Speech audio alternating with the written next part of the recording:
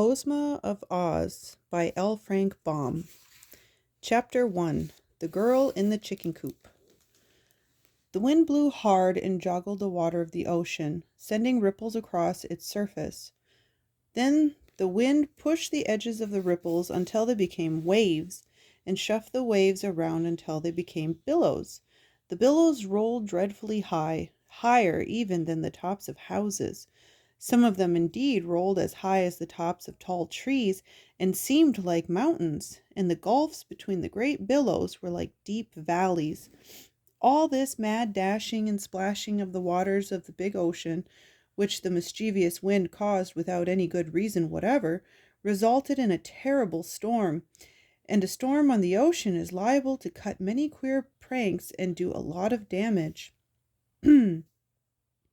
At the time the wind began to blow, a ship was sailing far out upon the waters.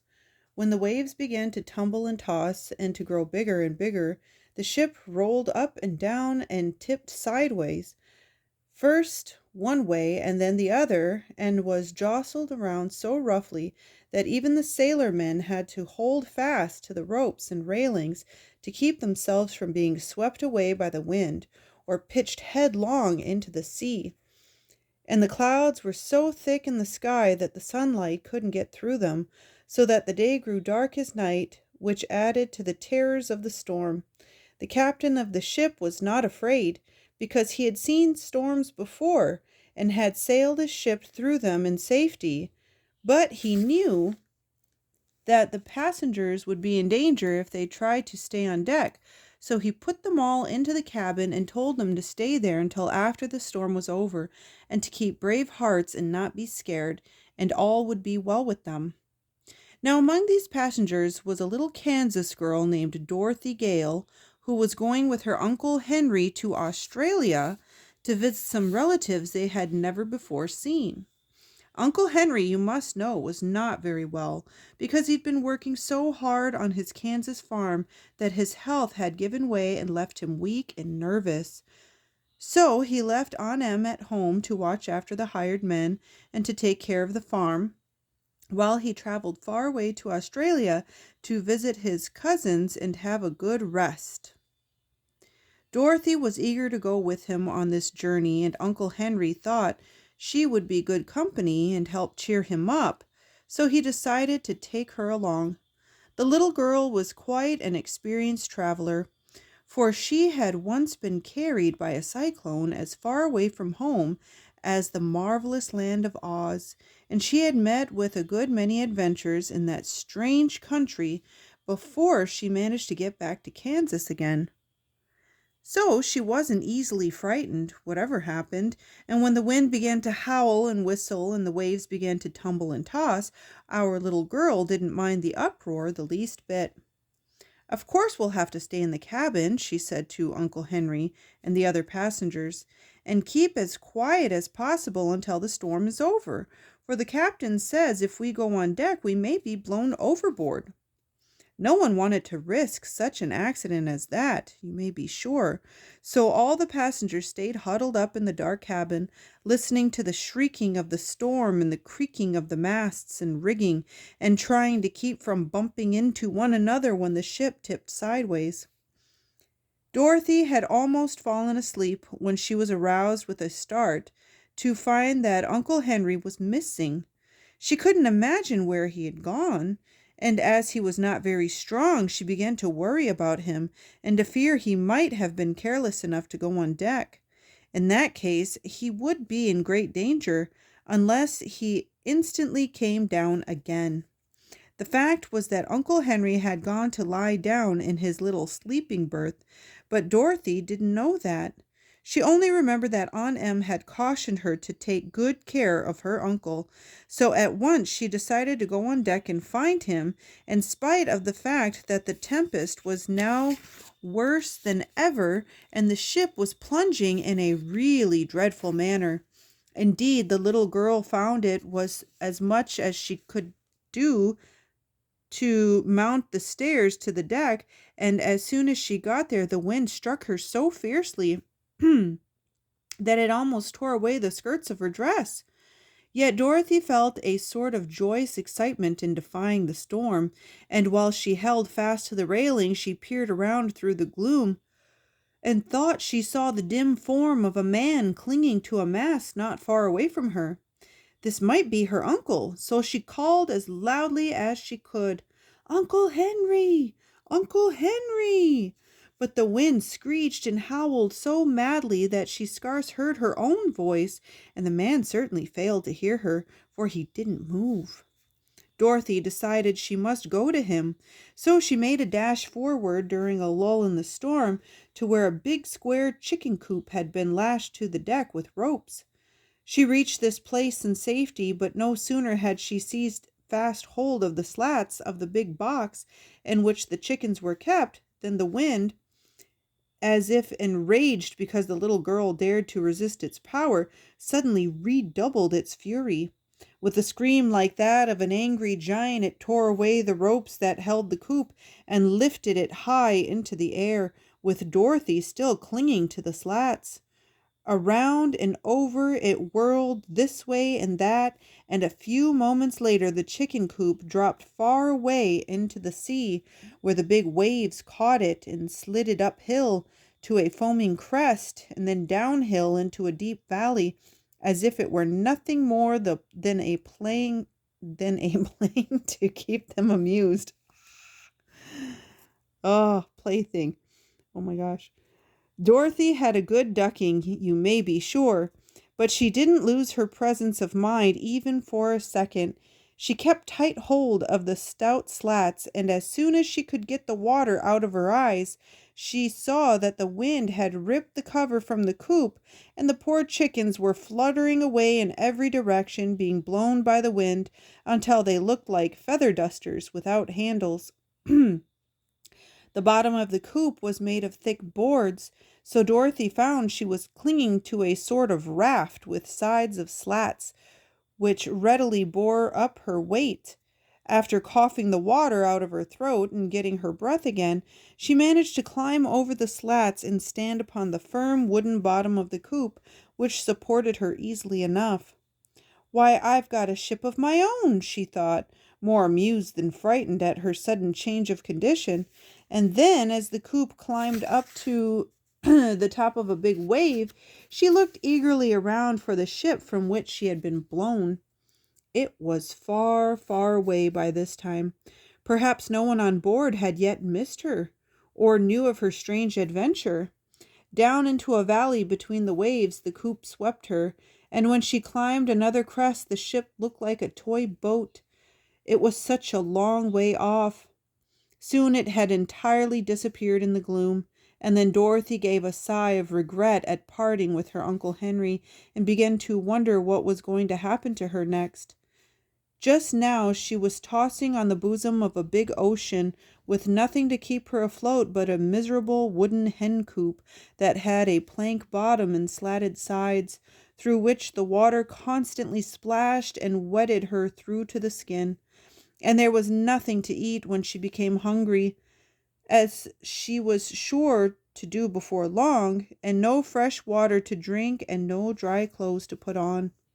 "Well, I declare," she exclaimed with a laugh, "you're in a pretty fix, Dorothy Gale, I can tell you, and I haven't the least idea how you're going to get out of it." As if to add to her troubles, the night was now creeping on, and the gray clouds overhead changed to inky blackness. But the wind, as if satisfied at last with its mischievous pranks, stopped blowing this ocean, and hurried away to another part of the world to blow something else, so that the waves, not being joggled any more, began to quiet down and behave themselves. It was lucky for Dorothy, I think, that the storm subsided. Otherwise, brave though she was, I fear she might have perished. Many children in her place would have wept and given way to despair, but because Dorothy had encountered so many adventures and come safely through them, it did not occur to her at this time to be especially afraid. She was wet and uncomfortable, it's true, but after sighing that one sigh I told you of, she managed to recall some of her customary cheerfulness and decided to patiently await whatever her fate might be. By and by the black clouds rolled away and showed a blue sky overhead, with a silver moon shining sweetly in the middle of it, and little stars winking merrily at Dorothy when she looked their way. The coop didn't toss around any more, but rode the waves more gently, almost like a cradle rocking, so that the floor upon which Dorothy stood was no longer swept by water coming through the slats. Seeing this, and being quite exhausted by the excitement of the past few hours, the little girl decided that sleep would be the best thing to restore her strength and the easiest way in which she could pass the time. The floor was damp and she was herself wringing wet, but fortunately this was a warm climate and she didn't feel at all cold. So she sat down in a corner of the coop, leaned her back against the slats, nodded at the friendly stars before she closed her eyes, and was asleep in half a minute. Chapter 2. The Yellow Hen. A strange noise awoke Dorothy, who opened her eyes to find that day had dawned and the sun was shining brightly in a clear sky. She had been dreaming that she was back in Kansas again and playing in the old barnyard with the calves and pigs and chickens all around her. And at first, as she rubbed the sleep from her eyes, she really imagined she was there. Cut, cut, cut, cut, cut, cut, cut, cut. Ah, here again was the strange noise that had awakened her. Surely it was a hen cackling. But her wide open eyes first saw, through the slats of the coop, the blue waves of the ocean, now calm and placid, and her thoughts flew back to the past night, so full of danger and discomfort. Also, she began to remember that she was a waif of the storm, adrift upon a treacherous and unknown sea. Cut, cut, cut, cut, cut. What's that? Cried Dorothy, starting to her feet. Why, I've just laid an egg, that's all, replied a small but sharp and distinct voice, and looking around her, the little girl discovered a yellow hen squatting in the opposite corner of the coop. Dear me, she exclaimed in surprise. Have you been here all night too? Of course, answered the hen, fluttering her wings and yawning. When the coop blew away from the ship, I clung fast to this corner with claws and beak, for I knew if I fell into the water, I'd surely be drowned. Indeed, I nearly drowned as it was, with all that water washing over me. I never was so wet before in my life. Yes, agreed Dorothy. It was pretty wet for a time, I know. But do you feel comfortable now? Not very. The sun has helped to dry my feathers as it has your dress, and I feel better since I laid my morning egg. But what's to become of us, I should like to know, afloat on this big pond? I'd like to know that too, said Dorothy. But tell me, how does it happen that you're able to talk? I thought hens could only cluck and cackle. Why, as for that, answered the yellow hen thoughtfully, I've clucked and cackled all my life and never spoken a word before this morning that I can remember. But when you asked a question a minute ago, it seemed the most natural thing in the world to answer you. So I spoke, and I seem to keep on speaking just as you and other human beings do. Strange, isn't it? Very, replied Dorothy. If we were in the land of Oz, I wouldn't think it so queer, because many of the animals can talk in that fairy country, but out here in the ocean must be a good long way from Oz. How's my grammar? Asked the yellow hen anxiously. Do I speak quite properly in your judgment? Yes, said Dorothy. You do very well for a beginner. I'm glad to know that, continued the yellow hen in a confidential tone. Because if one is going to talk, it's best to talk correctly. The red rooster has often said that my cluck and my cackle were quite perfect, and now it's a comfort to know I'm talking properly. I'm beginning to get hungry, remarked Dorothy. It's breakfast time, but there's no breakfast. You may have my eggs, said the yellow hen. I don't care for it, you know. Don't you want to hatch it? Asked the little girl in surprise. No, indeed. I never care to hatch eggs unless I've a nice, snug nest in some quiet place with a baker's dozen of eggs under me. That's 13, you know, and it's a lucky number for hens. So you may as well eat this egg. Oh, I couldn't possibly eat it unless it was cooked, exclaimed Dorothy. But I'm much obliged for your kindness just the same. Don't mention it, my dear, answered the hen calmly, and began preening her feathers. For a moment Dorothy stood looking out over the wide sea.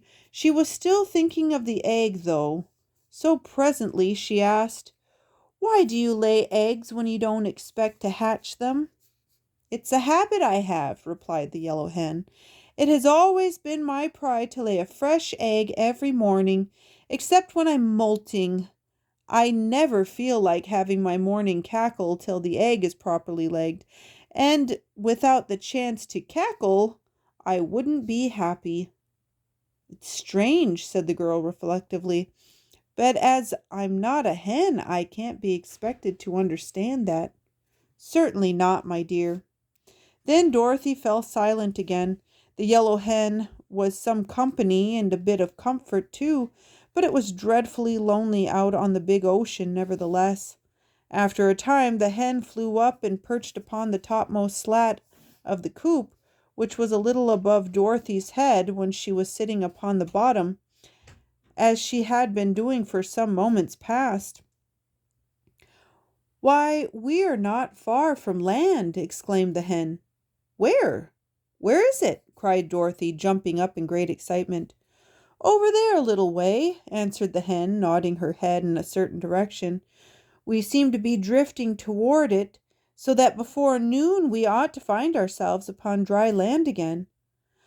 "Oh, I shall like that," said Dorothy with a little sigh, for her feet and legs were still wetted now and then by the sea water that came through the open slats. "So shall I," answered her companion. "There's nothing in the world so miserable as a wet hen." The land, which they seemed to be rapidly approaching, since it grew more distinct every minute, was quite beautiful as viewed by the little girl in the floating hen coop. Next to the water was a broad beach of white sand and gravel, and farther back were several rocky hills, while beyond these appeared a strip of green trees that marked the edge of a forest. But there were no houses to be seen, nor any sign of people who might inhabit this unknown land. "I hope we shall find something to eat," said Dorothy, looking eagerly at the pretty beach toward which they drifted. "It's long past breakfast time now." "I'm a trifle hungry myself," declared the yellow hen. "Why don't you eat the egg?" asked the child. "You don't need to have your food cooked as I do." "Do you take me for a cannibal?" cried the hen indignantly. "I don't know what I have said or done that leads you to insult me." "I beg your pardon. I'm sure Mrs. By the way, may I inquire your name, ma'am?" asked the little girl. "My name is Bill," said the yellow hen somewhat gruffly. "Bill? Why, that's a boy's name. What difference does that make? You're a lady hen, aren't you?" "Of course. But when I was first hatched out, no one could tell whether I was going to be a hen or a rooster. So the little boy at the farm where I was born called me Bill and made a pet of me because I was the only yellow chicken in the whole brood. When I grew up and he found out that I didn't crow and fight as all the roosters do, he didn't think to change my name, and every creature in the barnyard, as well as the people in the house, knew me as Bill. So Bill I've always been called, and Bill is my name." "But it's all wrong, you know," declared Dorothy earnestly. "And if you don't mind, I shall call you Billina. Putting the ina on the end makes it a girl's name, you see." "Oh, I don't mind in the least," returned the yellow hen. "It doesn't matter at all what you call me, so long as I know the name means me." "Very well, Billina. My name is Dorothy Gale. Just Dorothy to my friends and Miss Gale to strangers. You may call me Dorothy if you like. We're getting very near the shore. Do you suppose it is too deep for me to wade the rest of the way?" Wait a few minutes longer. The sunshine is warm and pleasant, and we are in no hurry. But my feet are all wet and soggy, said the girl. My dress is dry enough, but I don't feel real comfortable till I get my feet dried. She waited, however, as the hen advised, and before long the big wooden coop grated gently on the sandy beach, and the dangerous voyage was over. It did not take the castaways long to reach the shore, you may be sure. The yellow hen flew to the sands at once, but Dorothy had to climb over the high slats. Still, for a country girl, that was not much of a feat, and as soon as she was safe ashore, Dorothy drew off her wet shoes and stockings and spread them upon the sun-warmed beach to dry. Then she sat down and watched Billina, who was pick-pecking away with her sharp bill in the sand and gravel, which she scratched up and turned over with her strong claws. "What are you doing?" asked Dorothy. "Getting my breakfast, of course," murmured the hen, busily pecking away. "What'd you find?" inquired the girl curiously. "Oh, some fat red ants and some sand bugs, and once in a while a tiny crab. They're very sweet and nice, I assure you." "How dreadful!" exclaimed Dorothy in a shocked voice. "What is dreadful?" asked the hen, lifting her head to gaze with one bright eye at her companion. "Why, eating live things and horrid bugs and crawly ants. You ought to be ashamed of yourself." "Goodness me," returned the hen in a puzzled tone. "How queer you are, Dorothy. Live things are much fresher and more wholesome than dead ones. You humans eat all sorts of dead creatures." "We don't," said Dorothy. "You do indeed," answered Billina. "You eat lamb and sheep and cow and pig and even chickens." "But we cook 'em," said Dorothy triumphantly. "What difference does that make?" "A good deal," said the girl in a graver tone. "I can't just explain the difference, but it's there. And anyhow, we never eat such dreadful things as bugs." "But you eat the chickens that eat the bugs," retorted the yellow hen with an odd cackle. "So you are just as bad as we chickens are." This made Dorothy thoughtful. What Billina said was true enough, and it almost took away her appetite for breakfast. As for the yellow hen, she continued to peck away at the sand busily, and seemed quite contented with her bill of fare. Finally, down near the water's edge, Billina stuck her bill deep into the sand and then drew back and shivered. "Ow!" she cried. "I struck metal that time, and it nearly broke my beak." "Probably was a rock," said Dorothy carelessly. "Nonsense! I know a rock from metal, I guess," said the hen. "There's a different feel to it." "But there couldn't be any metal on this wild, deserted seashore," persisted the girl. "Where's the place? I'll dig it up and prove you I'm right." Billina showed her the place where she had stubbed her bill, as she expressed it, and Dorothy dug away the sand until she felt something hard. Then, thrusting in her hand, she pulled the thing out and discovered it to be a large-sized golden key, rather old but still bright and of perfect shape. "What did I tell you?" cried the hen with a cackle of triumph. "Can I tell metal when I bump into it, or is the thing rock?"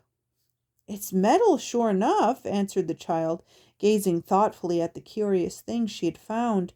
"I think it's pure gold, and it must have lain hidden in the sand for a long time.